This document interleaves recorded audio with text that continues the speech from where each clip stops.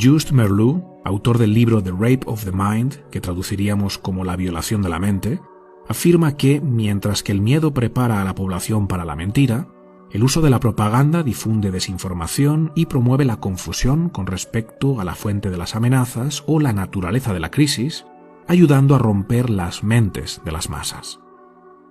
El origen de la psicosis es siempre un grave problema, una amenaza tan peligrosa que suscita niveles de miedo y tensión social insostenibles. El gobierno fabrica este problema de forma oportunista, interviniendo psicológicamente en los individuos para inducir temor frente a un peligro inminente. Después agita ese problema utilizando un bombardeo propagandístico diseñado para confundir al individuo. Los medios de comunicación usados por el poder ofrecen información falsa, contradictoria o sin sentido, que lleva a un estado de confusión porque el individuo no puede abordarla de una manera racional y adaptativa, lo cual aumenta la susceptibilidad al miedo y la indignación. La lógica se puede enfrentar con la lógica, mientras que la ilógica no. Confunde a quienes piensan de forma correcta, y mientras la gente todavía está buscando un contraargumento razonable a la primera mentira, los totalitarios pueden agredirlos con otra. Además, la forma de presentar esta información es muy particular. Merleau lo llama ondas de terror. Se trata de etapas donde la tensión aumenta exponencialmente, seguidas de pequeños periodos de calma, lo que poco a poco va destruyendo la moral del individuo. En el momento de máxima tensión y confusión, el poder presenta la solución a ese terrible peligro y la posiciona como única alternativa. Es esto o nada. El individuo, habiendo estado expuesto a estas ondas de terror y rendido ya al empuje de la masa, que cree que solo hay un camino para la resolución del conflicto, le suplica al gobierno que implemente esa solución para que, de esa forma, su seguridad pueda quedar garantizada. Sin embargo, el gobierno no puede ejecutar esa solución. Para poder hacerlo, necesita adquirir más poder. Una nueva ley, un nuevo ministerio o incluso una nueva constitución que le permitan hacer lo que antes no podía, a costa de la restricción o eliminación de ciertos derechos individuales.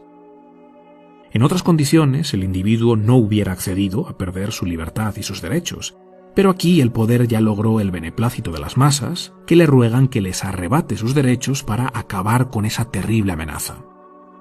Y el poder, habiendo logrado lo que quería, deja de fabricar y agitar el problema que ellos mismos crearon, con lo que pareciera que realmente logró una solución. La calma regresa. Los individuos ya no son tan libres, pero se libraron del miedo y recuperaron su sensación de seguridad. El coste en forma de pérdidas de derechos y libertades individuales fue elevado, pero la masa lo celebra. Misión cumplida. Hasta que el ciclo vuelve a repetirse de nuevo con otra amenaza fabricada por el poder que pone en marcha la hipnotización global a través de la propaganda manipulativa y la intervención psicológica. En caso de que este proceso no sea suficiente para derribar al individuo y convertirlo en masa obediente, hay un elemento más que el poder utiliza para aumentar la posibilidad de una psicosis totalitaria: aislar a los individuos y perturbar sus interacciones sociales en nombre de un bien común. Un individuo solo y sin interacciones normales con amigos, familiares y compañeros de trabajo se vuelve mucho más susceptible a delirios. En primer lugar, se pierde el contacto con la fuerza correctiva del ejemplo positivo, algo que sucede en muchas otras especies de mamíferos.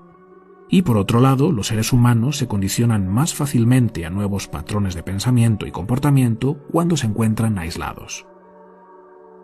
Este proceso que acabo de describir lleva al individuo a un estado de infantilización en el que le cede toda la potestad al gobierno, perdiendo su capacidad de pensar por sí mismo, de hacerse responsable de su vida y de sentir que es capaz de lidiar con los desafíos que van surgiendo en el día a día.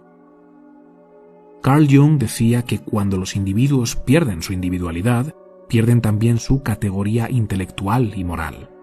Se conectan inconscientemente con un nivel inferior donde rigen la irresponsabilidad, el victimismo, la insensatez, el tribalismo y el infantilismo.